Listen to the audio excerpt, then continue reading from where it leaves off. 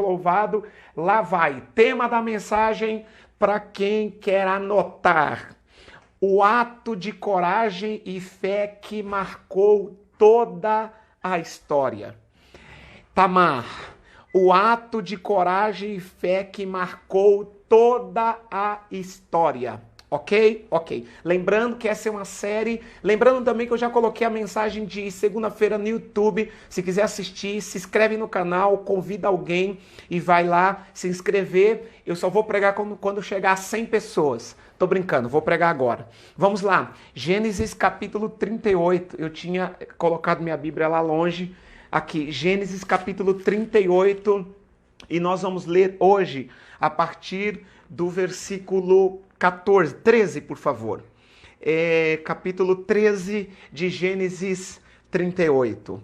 Gênesis 38, versículo 13. E deram aviso a Tamar, dizendo: eis que o teu sogro sobe a Timná a tosquiar as suas ovelhas. Então ela tirou de sobre si as vestes da sua viuvez e cobriu-se com o véu e disfarçou-se, assentou-se à entrada das duas fontes que estão no caminho de Timná, porque via que Selá já era grande e ela lhe não fora dada por mulher. E vendo Judá, teve-a por uma prostituta, porque ela havia coberto o seu rosto. E dirigiu-se para ela no caminho e disse: vem, peço-te, deixa-me entrar a ti, porquanto não sabia que era ela sua nora. E ela disse: que darás para que entres a mim? Bom, vamos lá. Segunda-feira eu falei que Judá, o irmão que deu a ideia de vender o José. Lembrando também que na segunda-feira o tema da mensagem foi o interlúdio da graça. Porque capítulo 17 fala do começo da história de José. Desculpa, capítulo 37, né? Capítulo 38 interrompe a história de José e fala da história de Judá. Capítulo 39 volta a falar da história de José. Parece que não tem conexão, mas na segunda-feira eu disse que nunca mais, quando nós estivermos lendo a história de José, nós vamos pular o capítulo 38, porque o capítulo 38 tem tudo a ver com a história de José. Se você quer saber, assista no Facebook ou no YouTube, no meu canal, esta história. Agora, segundo, ontem eu falei da importância do ato de Tamar, que ela não perdeu a esperança. E ontem eu foquei muito na genealogia, de como ela conseguiu entrar na genealogia de Cristo. Ontem eu falei um pouco também do anel, do selo e da capa. E hoje eu quero falar da coragem e da fé de Tamar. É importante todos que estão aqui pela primeira vez, segunda ou terceira, saber ou lembrar que o Judá, depois que vem de José, volta para casa, não consegue lidar com a sua consciência, vendo o pai de luto, e decide descer para a terra de Irá. Ele desce para a terra dos cananeus. Ele sai da casa do pai e desce. E quando chega lá na terra dos cananeus, ele casa com uma mulher chamada Sua. Sua. Ele casa, né? O texto, na verdade, nem explica se de fato ele casa, se ele já se amazeia, eu não sei se existe essa palavra. Certo é que ele entra ela e aí ela tem 3 filhos. E os 3 filhos, dos 3, o primeiro morre, porque aleluia, aleluia, o Judá, eu estou recebendo as quentinhas, o Judá, ele tem o primeiro filho, teve um filho chamado Er, né? Vamos chamá-lo de Er. Então, ele tem o primeiro filho chamado Er, o segundo chamado Onã e o terceiro chamado Selá. E aí, quando os 2 primeiros, os primeiros filhos saíram, cresceram, o Judá pega uma jovem que também, o texto do capítulo 38 é muito rápido, não explica muito bem como acontecem as coisas. Mas eu acredito que o Judá, ele já com a experiência de vida que tinha, escolheu a dedo a jovem Tamar para casar com seu primeiro filho chamado Er. E detalhe que ele acerta na escolha.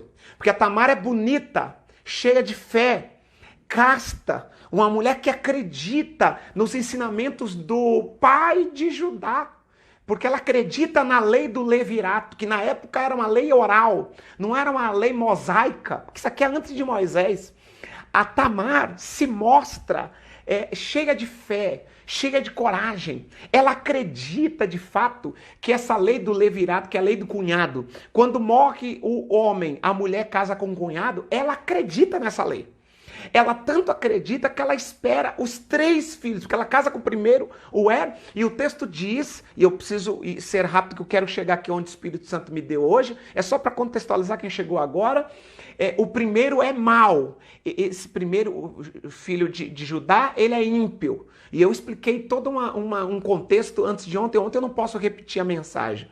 Então, Deus mata o Deus mata. Por que Deus matou? Não sei. Deus matou. Diz que ele era mau e Deus matou. E aí ela vai casar com o irmão, né? E continuou, ainda teve um filho, o Selá, e aí ela casa. Era, porém, primogênito de Judá, era mau Senhor e Deus matou. Então Judá disse a Onã, casa com a Tamar.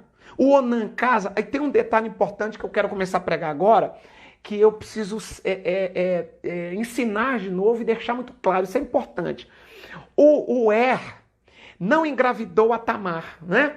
O não engravidou, porque, não sei também, só sei que Deus matou. Aí vem o segundo chamado Onã, e o Onã, aqui, esses nomes para decorar, o Onã, ele entra e ele, quando ele tinha relação sexual com a Tamar, ele jogava o sêmen no chão. E aqui é que eu queria destacar uma coisa importante. Porque o Onã, ele não tinha relação completa para engravidar a esposa. Olha que detalhe.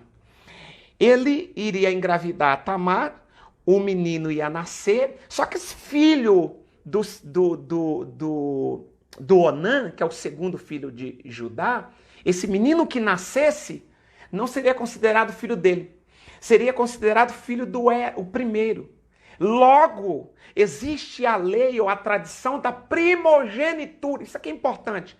O primogênito ganhava metade dos bens do pai. E a outra metade ficava com os outros filhos. Que ele tivesse 5, 10. Então o primogênito ficava com a metade da herança. Logo, se o morre, o que ficou vivo, que é o segundo, se torna o primogênito. Então o Onã diz, eu vou ficar com tudo, a metade dos bens do meu pai. Só que aí o pai chega nele e diz, você tem que casar com a mulher do seu irmão. E aí o menino que nascer vai herdar as terras e vai ser considerado primogênito. Ele, cheio de egoísmo, disse, isso é um absurdo. Eu não vou ter o trabalho de engravidar a mulher, o filho é meu, aí o filho não vai ser meu porque vai ser considerado do meu irmão. Ele que não tinha tradição de Jacó. Porque vocês têm que lembrar, eu falei ontem e vou falar hoje de novo, que a mãe dos filhos de Judá não tem nada a ver com Jacó, não tem nada a ver com a igreja, que não tem nada a ver com Bíblia, com tradição, com a fé que o Judá trazia e a família de Judá trazia e a descendência de Abraão trazia. Acredita-se que os filhos de Judá têm uma influência da mãe e das tradições dos deuses cananitas. Então o menino fala, não faz sentido. Eu não vou engravidar a minha cunhada para o menino nascer, aí as terras é dele, ele vai ficar como primogênito, eu vou ficar sem nada. Agora, ele é egoísta, mas ele não abre mão da Tamar. Então a Tamar é bonita, é nova, eu disse isso ontem, preciso repetir hoje. A Tamar é bonita, é nova. Aí o bonitão, o segundo filho do Judá, o bonitão, o Onã, ele não quer engravidar a Tamar, mas ele quer usar o corpo da Tamar. Olha que interessante. Ele não quer suscitar descendência e semente, mas ele quer usar o corpo da Tamar. A Tamar não pode falar nada, porque aquela cultura é extremamente patriarcal. É uma cultura machista. Ela não pode falar nada. E ela fica sofrendo. E passa-se um tempo, as pessoas começam a desconfiar que a Tamar ela é infrutífera, que a Tamar não pode gerar. E a mulher que não podia gerar na época era uma mulher vista como não tendo favor de Deus. A Tamar estava com um problema dentro de casa e ninguém podia resolver. Eu disse ontem, profetizei ontem e vou profetizar hoje de novo. Deus é justo. Deus não deixaria isto acontecer. O primeiro filho de Judá morreu, Deus matou. O segundo filho de Judá jogava o sêmen no chão, morreu também. E é aqui que eu quero começar a pregar, multiplica a tua atenção, porque este é um dos capítulos mais estranhos da Bíblia. Grava isso. Para o leitor descuidado, esse capítulo pode parecer um capítulo fora do lugar. Um capítulo que pode, para muitos desavisados, que não tem uma percepção espiritual e não gosta de estudar e fazer uma exegese do texto e estudar o contexto e se debruçar na história, o cara ignora, ele pula. O que isso tem a ver? A mulher que deita com o sogro, que o outro entrega no seu, o filho não sei para quem, depois a mulher morre, é uma confusão. Eu não quero estudar isso. Eu não quero. E eu quero confessar que a atitude, por exemplo, de Tamar é polêmica. Tem muitos estudantes da Bíblia e muitos teólogos que desconsideram esse capítulo principalmente por conta das atitudes de Tamar. Como pode Tamar se vestir de prostituta, deitar com o sogro, engravidar e esses meninos se tornarem da genealogia de Cristo? Que loucura! Agora, eu primeiro preciso dar uma resposta para os desavisados da fé, que não gostam de estudar a palavra, que não são espirituais para aceitar o escândalo da graça, porque os espirituais não aceitam o escândalo da graça. Os espirituais não aceitam o escândalo da fé. Mas eu vim aqui dizer para você que Paulo escreveu a Timóteo, na segunda carta a Timóteo, capítulo 3, versículo 16. Toda a escritura é inspirada por Deus e útil para o ensino, para a repreensão, para a correção e para a instrução na justiça. Se a Bíblia fosse escrita por homens, sem a inspiração divina, ela com certeza não teria exposto claramente a natureza amada do ser humano. E os judeus, voluntariamente, jamais teriam exposto os erros e as desgraças dos seus ancestrais. Mas a plena honestidade das Escrituras é um testemunho da sua inspiração. Deus não esconde os pecados dos seus heróis, nem dos seus patriarcas. Então este capítulo 38 é digno de toda a aceitação. Agora o primeiro tópico da mensagem. Primeiro tópico. A soberania intocável e inexplicável. Quando eu olho o capítulo 38 de Gênesis, eu enxergo, anota aí que esta é de graça, eu enxergo a soberania intocável e inexplicável do Senhor. A soberania intocável e inexplicável. Quem pode tocar na soberania? Quem pode explicar a soberania? Porque Deus conhece o fim desde o começo. Porque Deus é o alfa e o ômega. Deus está no começo e Deus está no fim. Essa semana eu vi o pastor Leonardo Silva pregar uma palavra e ele disse, como está escrito, ele reproduziu o que está escrito lá no Apocalipse, que o Cordeiro de Deus foi morto desde a fundação do mundo. Antes que o mundo existisse, o Cordeiro foi morto, pelo amor de Deus. Ô soberania intocável, ô soberania inexplicável, ô soberania inabalável. Quem pode tocar nos planos divinos? Quando eu olho o capítulo 38 de Gênesis, eu vejo, por exemplo, pega essa, Judá seria a tribo pelo qual Cristo iria nascer. Eu vou repetir, Judá seria a tribo de Judá lá na frente seria a tribo pela qual viria o Messias. Oh, glória! Então escute isso. Isto significa que um dos filhos de Judá estaria na linhagem messiânica. Vem comigo, Brasil. Pega essa aqui, eu vou devagar para você entender. A tribo de Judá seria a tribo escolhida. Pega aí, pastor Leonardo Silva. Pega aí, Mauro. A tribo de Judá, lá na frente, seria a tribo escolhida por Deus. Já estava no plano da soberania. A tribo de Judá escolhida por Deus para que o Messias nascesse. Quando Jacó vai abençoar os seus filhos, eu li isto ontem.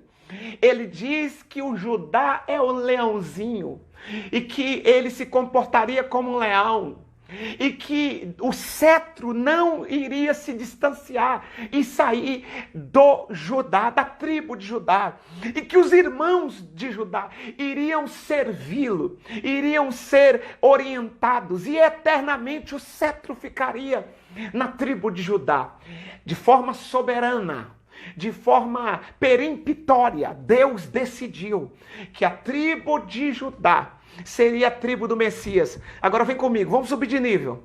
O primeiro filho de Judá era ímpio. Era um cara que não queria saber de Messias. Era um cara que não queria saber de promessa de Abraão. Era um cara que não tinha nada a ver com escritura, com Bíblia. Era um cara que não queria saber de igreja, de louvor, de live evangélica. Era um cara que não queria saber de Deus, de Jesus, se fosse hoje. Ele era ímpio. Logo, ele não queria saber de descendência, de promessa de Messias. Deus matou. Aí vem o segundo.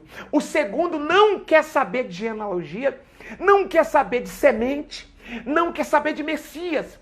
E aí ele vai e Deus mata de novo. Agora grava essa, pega essa que é de graça.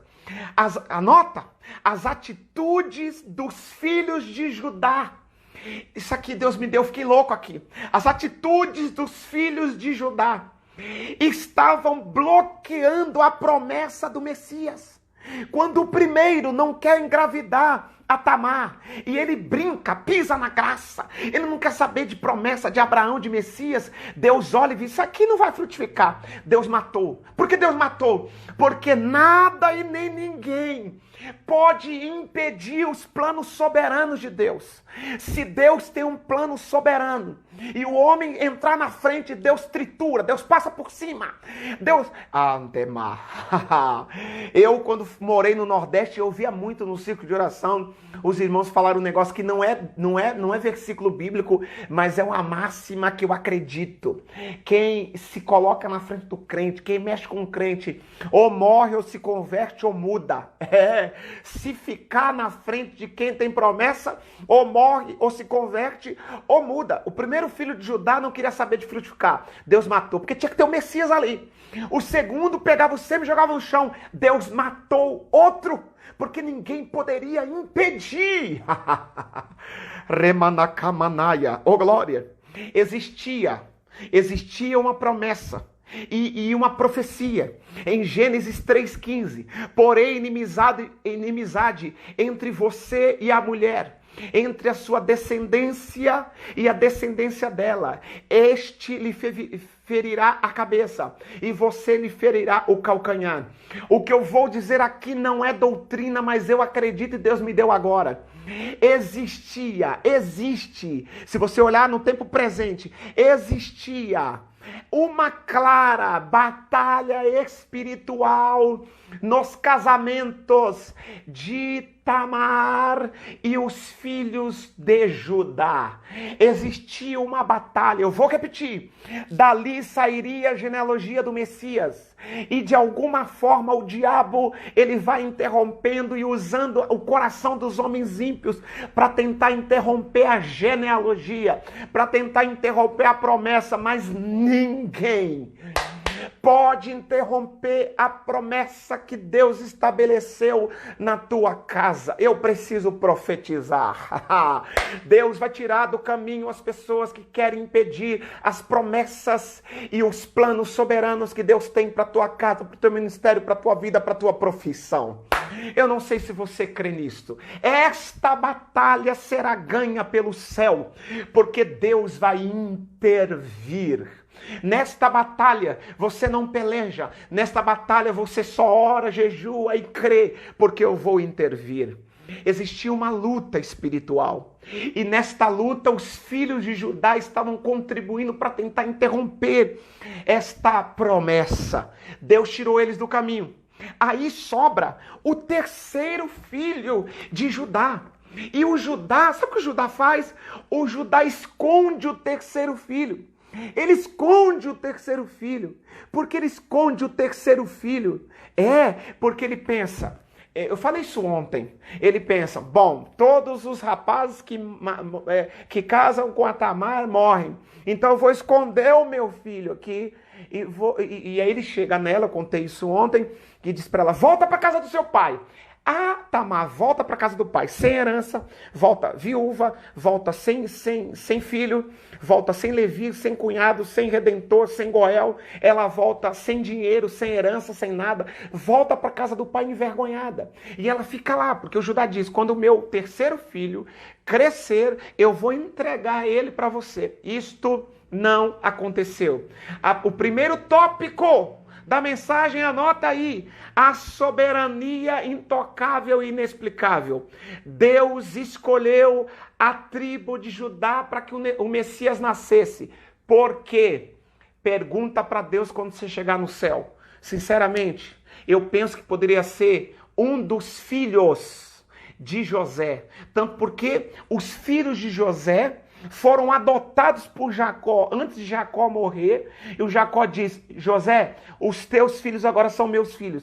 E eu vou abençoar os teus filhos. E os teus filhos serão chefes de tribos. E os filhos de José se tornam chefes de tribo. Então, um dos filhos de José poderia ser a tribo ou a família que sairia o Messias. Sim ou não? Porque o José, tecnicamente, é justo. O homem íntegro. Mas Deus escolhe a tribo de Judá. Deus escolhe o Judá. O homem insensível, egoísta, que casou fora da sua terra, que abandonou a casa do pai, que vendeu o irmão. Por quê? Pergunta para Deus.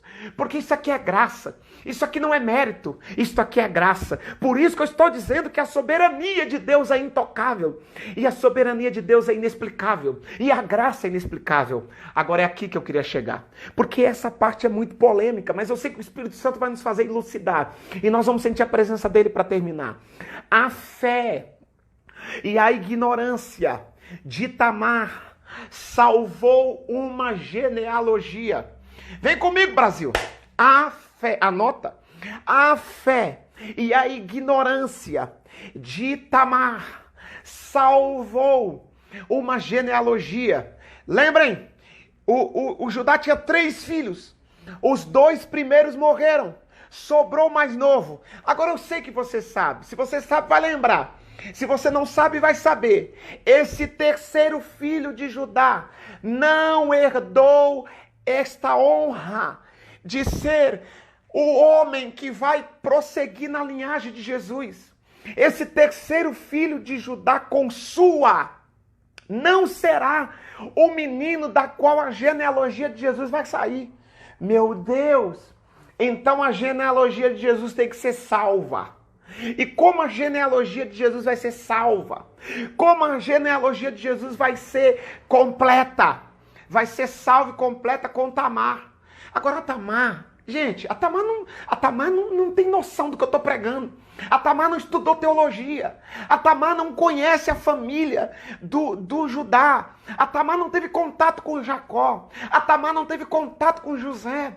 Como ela poderá gerar um menino Pérez que vai herdar essa graça de ser o princípio da genealogia de Jesus? Como? O princípio não, a continuação da genealogia de Jesus. Como pode?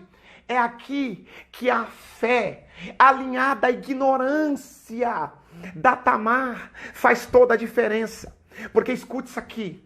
A Tamar, quando fica sabendo que o seu sogro não vai dar o terceiro filho para que ela case, porque o menino já cresceu, e ela saca que o Judá tá enrolando ela. O Judá não vai entregar o terceiro filho, porque o Judá prefere transferir a culpa dos seus pecados. E tem gente que é assim, a culpa é de todo mundo, nunca é dele. Então, Deus está chamando a atenção dele. Eu falei isso ontem. Morreu o primeiro filho, morreu o segundo filho, morreu a esposa. Deus está chamando a atenção dele. O soberano, o eterno, está chamando a atenção de Judá para que ele volte aos princípios. Ele ainda tem um filho, ele ainda pode salvar a genealogia dele, ele ainda pode salvar a família dele. A promessa ainda está de pé, porque ele tem um filho. 2 morreram, mas esse que ficou vivo, ele pode ensinar, ele pode chamar o filho e falar: vamos fazer um jejum, vamos se arrepender, vamos voltar ao princípio. Sabe o que ele escolhe? Ele escolhe, sabe o que ele escolhe?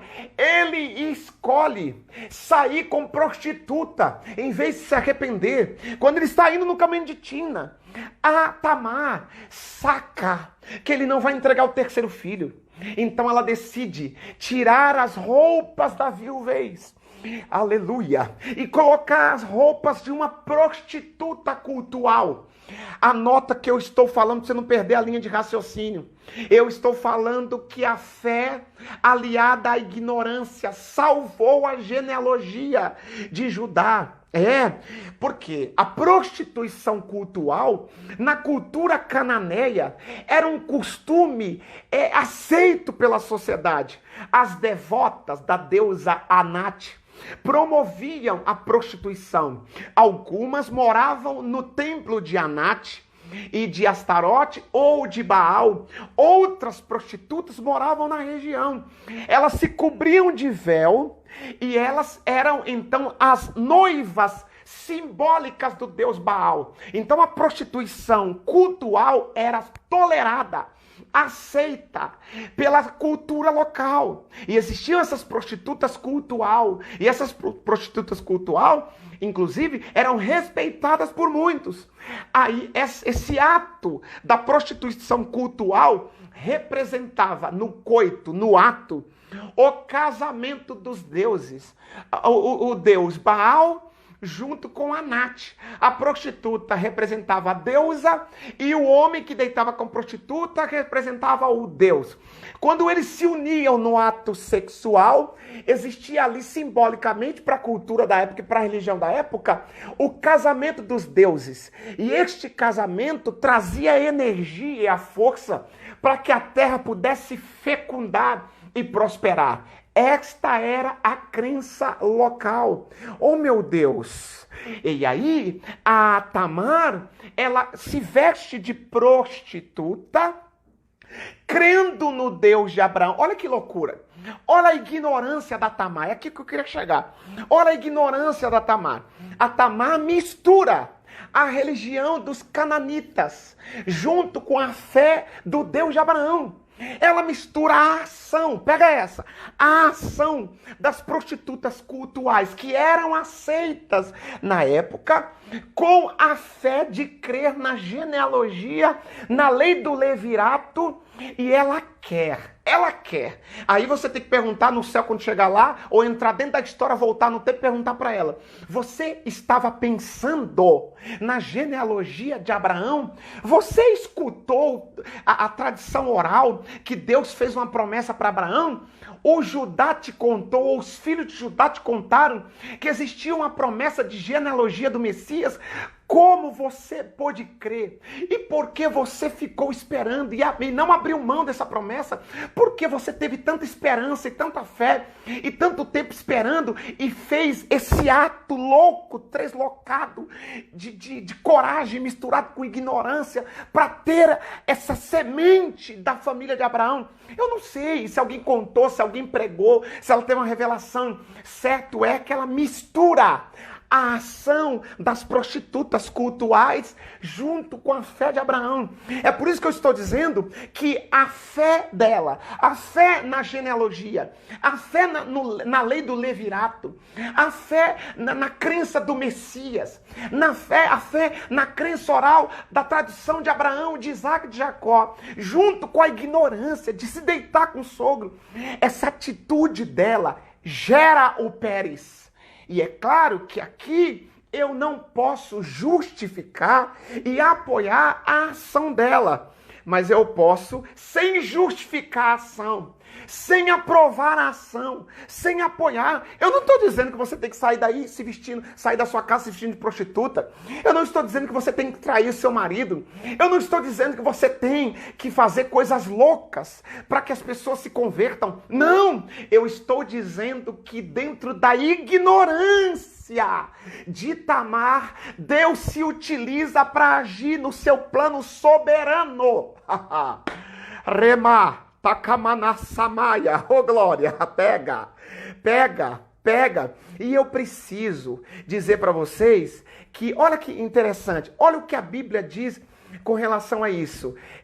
Gênesis 38, 14. Então ela tirou sobre si os vestidos da sua viuvez, cobriu-se com um véu, envolveu-se e assentou-se à entrada de duas fontes que está a caminho de Tina, porque via que Selá já era grande, o terceiro filho, ele já era grande, e ela não lhe fora dada por mulher, porque ela não desistiu.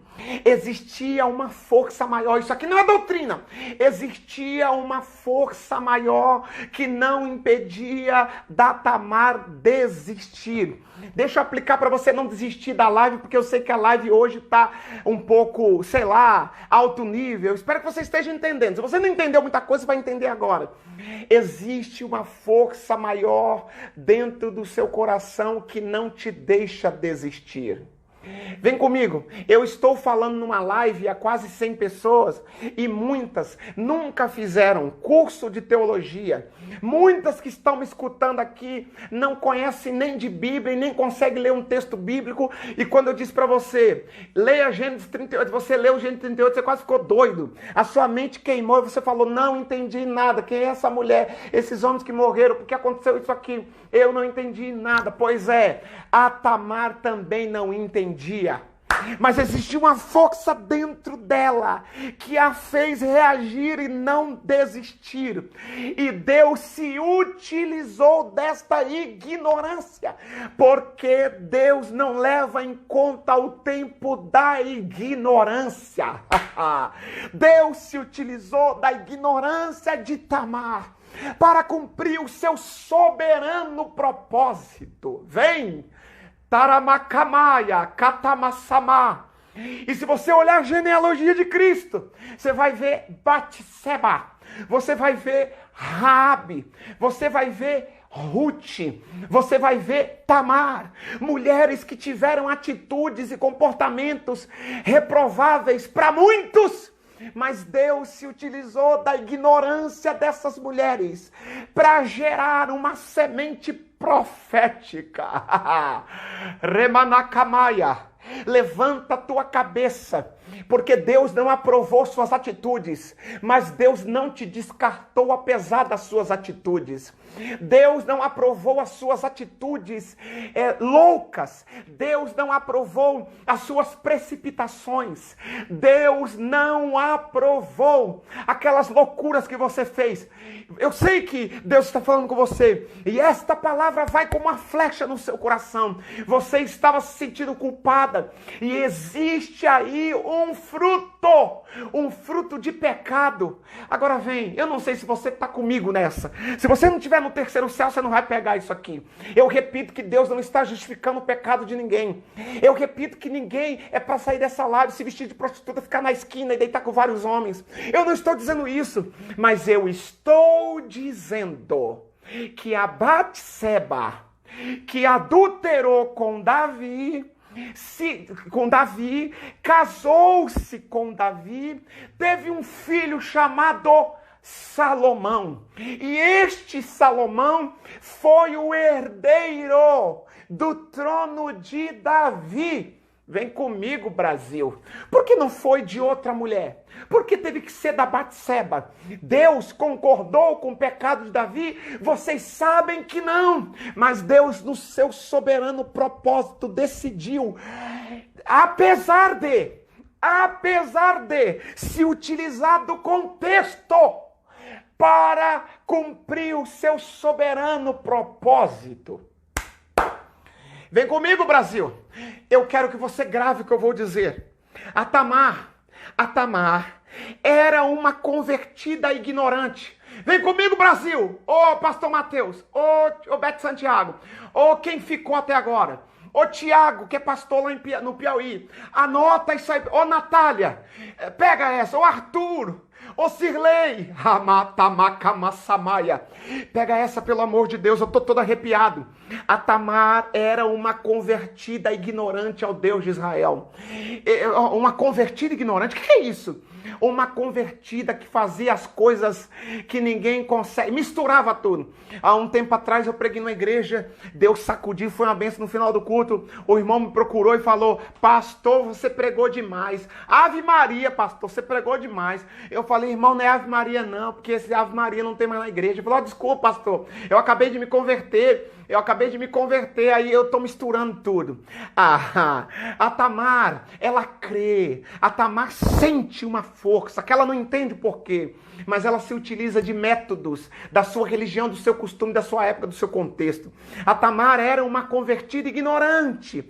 Claro que nós não, repito, vamos justificar o seu pecado, mas eu não posso, vem comigo, eu não posso, ô pastor Leonardo, eu não posso, ô Anne, eu não posso comparar o meu nível de conhecimento teológico, social, espiritual, com o nível teológico, espiritual, social da Tamar. Eu não estou justificando o pecado de Tamar, mas a Tamar estava exposta, a Tamar se sentiu iludida, a Tamar estava fragilizada, a Tamar estava triste, a Tamar precisava de uma herança, a Tamar precisava frutificar, e ela, dentro do seu contexto de ignorância, age com as armas que ela tinha. Eu vou repetir, eu já tinha que terminar, mas é aqui mais 3 minutos. Ela cresceu em uma sociedade onde a prostituição cultural era tolerada. A sua mente de fé e ignorância se misturou. Oh, meu Deus! Oh, anota aí, Atos 17:30. Atos dos Apóstolos 17:30. Mas Deus, não tendo em conta os tempos da ignorância, anuncia a todos os homens em todo lugar hoje que se arrependam. Oh glória, oh glória.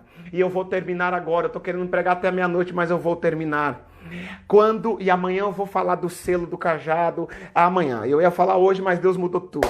E eu vou pro final da história, você lê a história toda, amanhã a gente continua, pega essa quentinha e eu oro.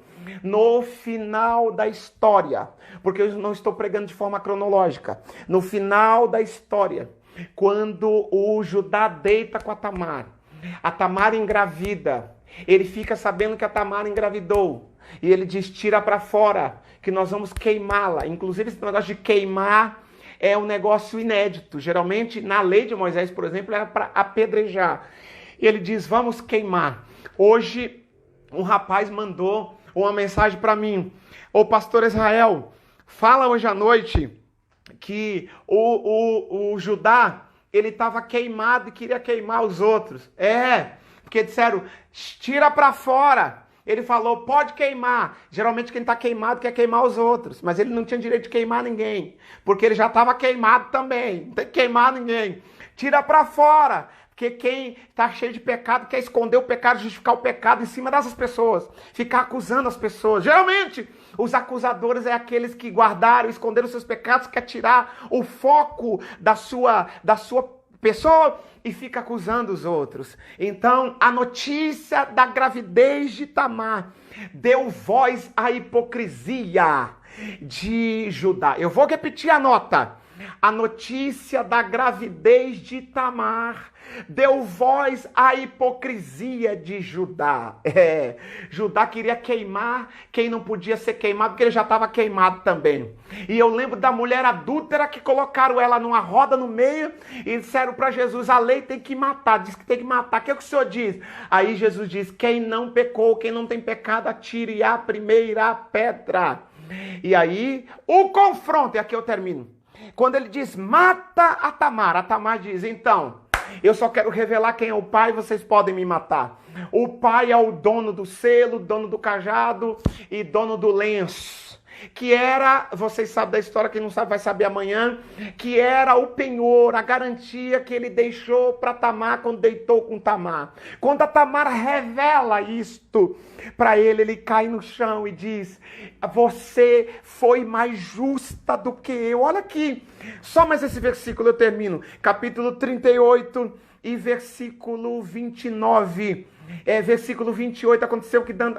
versículo, cadê? Meu Deus do céu. Aqui, versículo 26. Capítulo 38, versículo 26. E conhecendo Judá, disse: mais justa é ela do que eu, porquanto não a tenho dado a Selá, meu filho, e nunca mais a conheceu. E é aqui que eu vou terminar dizendo a todos vocês que Deus se utilizou da ignorância da Tamar para fazer a Tamar gerar. Eu disse ontem, ela teve gêmeos, 2 filhos, um dos filhos é o Pérez, e é do Pérez que vai a genealogia de Cristo continuar. Meu Deus, espera aí. Grava isso para eu orar. Os 3 filhos de Judá não herdaram. Os 3 filhos de Judá, 2 morreram, 1 ficou vivo. Os 3 filhos de Judá não entraram na genealogia de Cristo. Quem entrou na genealogia de Cristo foi o filho da Tamar, o Pérez. Meu Deus, meu Deus, meu Deus. O ato de coragem e de fé da Tamar marcou a história. Anota aí para você colocar no Instagram e eu termino. O ato de coragem e fé de Tamar marcou a história para sempre. Sabe que o Espírito Santo está falando com alguém aqui. Você já teve atos de fé e de coragem. Dentro da sua ignorância, você já fez coisas que, infelizmente, algumas pessoas choraram, outras pessoas se escandalizaram. Mas olha você viva e frutificando. Assim diz o Espírito Santo. O tempo da ignorância já passou. Não leve culpa do tempo da ignorância. Vocês têm que lembrar que a atitude da Tamar trouxe de volta o Judá. O Judá nunca mais deitou com a Tamar. O Judá volta para a casa do seu pai e depois desce para o Egito para se encontrar com José. E depois, no fim da vida de Jacó, ele recebe a bênção para se tornar a tribo de Judá. Acredite, Deus não justifica os seus erros, mas apesar dos seus erros, o projeto continua de pé.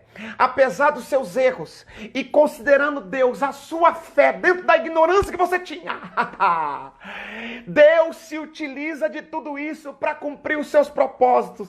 Eu termino. Tem muita gente aqui que está me ouvindo, que subia escada, que acendia a vela, que já fez despacho, que já fez tanta coisa na sua ignorância. Gente que não sabia o que era fé, o que era promessa, o que era Messias, e hoje está aqui dando glória misturado com aleluia, me escutando, sentindo Deus, ouvindo Deus sendo tocado e chorando. Eu conto com você. E daqui para frente eu tenho coisas novas, porque agora eu estou revelando os meus propósitos, porque agora eu estou te fazendo conhecer a minha palavra, porque depois dessa quarentena você não será mais ignorante. Depois dessa quarentena você não vai precisar usar de jeitinho para cumprir o meu propósito, porque depois dessa quarentena eu vou te revelar caminhos que não é jeitinho humano, caminhos espirituais com portas que eu vou abrir. Então pega essa e eu termino. Continue firme, não desista. Não desista, porque a promessa está de pé. Mantenha firme a sua fé, porque Deus conta com você. Fechei a Bíblia e desceu uma quentinha, eu solto e termino agora. Você é peça fundamental no propósito eterno de Deus para muita gente. Eu vou repetir, você é peça fundamental no propósito soberano de Deus para muita gente. tentaram interromper a promessa, tentaram te descartar, tentaram te jogar para a ignorância, mas Deus te trouxe e você vai gerar muitos frutos para a glória do Senhor. Vamos orar porque já deu 11 horas, pelo amor de Deus. Feche os seus olhos, por favor. Nós vamos orar. E eu creio que o Deus da promessa,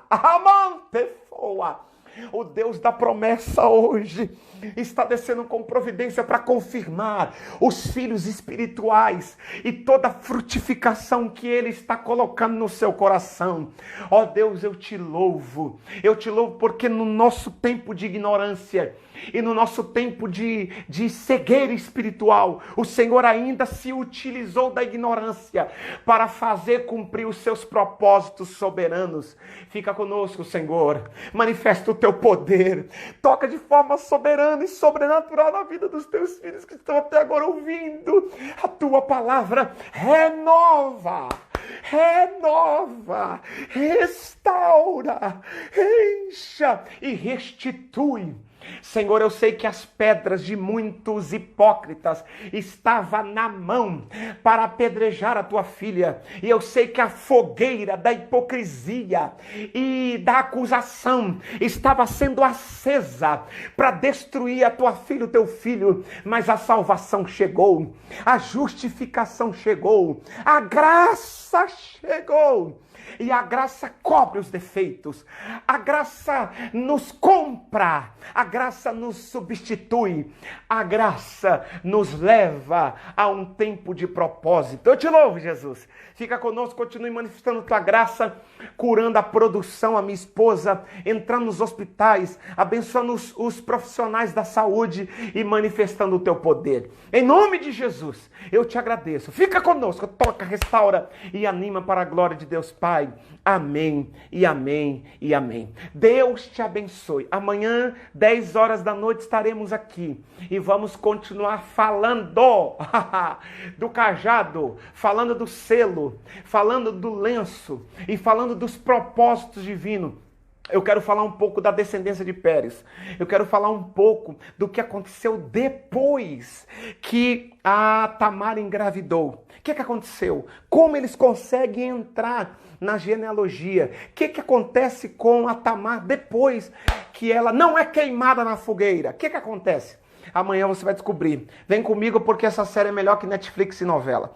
Um abraço. Gente, hoje eu me estendi bastante. Algumas pessoas não ficaram porque é mais de 1 hora de palavra. Eu sei que nem todo mundo fica, mas louva a Deus por você que ficou. Louva a Deus que você que permitiu eu entrar na sua casa. Deus seja louvado. Só lembrando que amanhã eu tô pegando mais uma remessa das Bíblias King James. Eu tô com uma preta aqui. Bíblia King James. Se você quiser, tem a azul, a vermelha, a marrom e a preta. Eu mando para todo o Brasil, tá bom? Olha aqui, Bíblia King James. Me chama no meu WhatsApp e eu vou te mandar essa Bíblia barata.